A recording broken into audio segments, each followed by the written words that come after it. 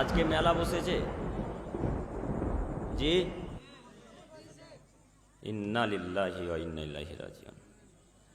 মেলা বসেছে তো এইখানে আপনারা নাম দিয়েছেন,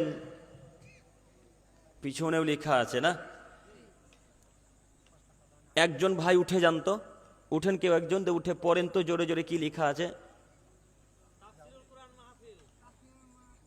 বনকুল উত্তরপাড়া জামে মসজিদের উন্নতিকল্পে তৃতীয় বার্ষিকী 2 দিন ব্যাপী তাফসিরুল কোরআন, জোরে বলেন, মাহফিল। তো এই জায়গাতে যদি নামটা এমন হতো যে বনকুল উত্তরপাড়া জামে মসজিদের উন্নতিকল্পে তৃতীয় বার্ষিকী 2 দিন ব্যাপী এক বিরাট ধর্মীয় মেলা, যদি এই কথাটা উল্লেখ থাকতো তাহলে দোকান বসলে আমি আব্দুল করিম বিন আমিনুল ইসলাম আপনাকে কিছু বলতে পারতাম না। যেহেতু এখানে তাফসিরুল কোরআন মাহফিল দিয়েছেন, কাজেই এখানে দোকান বসার কোনো যোগ্যতা রাখে না। তো এখন যে আপনাদের বনকুল উত্তরপাড়া এলাকাতে দোকান বসেছে, তো আমি কাপুরুষ না আপনারা কাপুরুষ? জি, কথা বুঝতে পারেন? বনকুল উত্তরপাড়ার মানুষ কি সব হিজরা হয়ে গেছে দোকান ঠেকাতে পারলো না? দোকান ঠেকাতে আমি কি মুর্শিদাবাদ পশ্চিমবঙ্গ ভারত থেকে আসবো? দোকান কাকে ঠেকা লাগবে? আপনাদেরকে। তো আজকে এই তাফসিরুল কোরআন মাহফিলে যদি দোকান বসে, তো আপনি কি উন্নতি করবেন বলেন? কি উন্নতি করবেন? আমি এইখানে বক্তব্য দিব যে আজকের পর থেকে পৃথিবীতে যারা মুসলিম হিসেবে বসবাস করছে তারা কোনোদিন বিড়ি সিগারেট খেতে পাবে না, পান করতে পাবে না। আমার বক্তব্য শুনে গিয়ে বাইরে দোকানে গিয়ে বা বাজারে যে মেলাতে বিড়ি সিগারেট বিক্রি হচ্ছে ওটা আবার কিনে খাবে, তো আমার বক্তব্যের কোনো মূল্য হলো? তো বক্তব্য যদি এইভাবে দিতে হয়, নাম যদি এইভাবে দেওয়া লাগলো, তো মেলা বসালেন কেন? আমি আপনাদেরকে কথা বোঝাতে পারছি কি?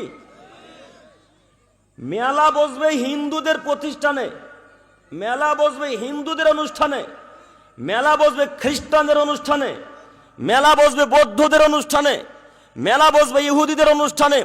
তো আজকে কি বনকুলের মানুষ সব ইহুদি হয়ে গেল মেলা বসতে দিল? আজকে কখন কখন আপনারা বনকুলের মানুষ খ্রিস্টান হয়ে গেলেন যে মেলা বসতে দিলেন? এই গ্রামে কেউ কি পুরুষ নয়, সবই কি কাপুরুষ? একজন কি বলতে পারলো না বেটা দোকান বসিয়েছো, দাঁত ভেঙে দেবো একেবারে, যাও দোকান তুলে দাও, তুমি আমাদের স্থানে জালসার মাহফিলে দোকান দিতে পারো না?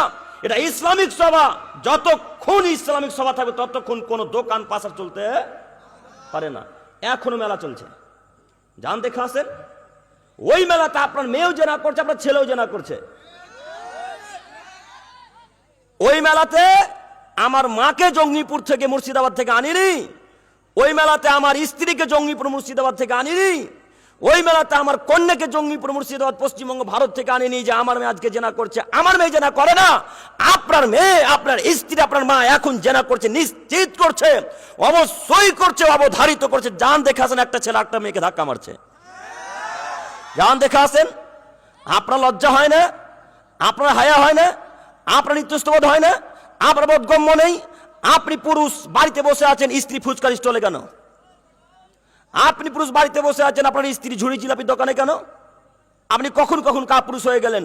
আব্দুল করিম সাহেব, আমার স্ত্রী ফুচকা খাবে না, মহিলারাই ফুচকা খাবে, পুরুষরা খুব কমই খায়, তাই না? ফুচকা মহিলারাই খাবে, তো ফুচকা যদি খাওয়াই লাগে তো ফুচকা কে এনে দিবে? কে? স্বামী। তো এখন যত নারী আর মহিলা ঘোরাঘুরি করছে, এদের কারোর বাপ স্বামী কি ভাই বেঁচে নাই পৃথিবীতে? সবকে কবরে ঢুকেছে বনকুলের। বনকুলের গোরস্থানে কি সব গোরস্থানে দাফন হয়ে গেছে? মহিলা কেন বাজারে কাপুরুষের মতো? মহিলা কেন বাজারে? ঝুড়ি জিলাপি ফুচকা খাক, আমি আব্দুল করিম আপনার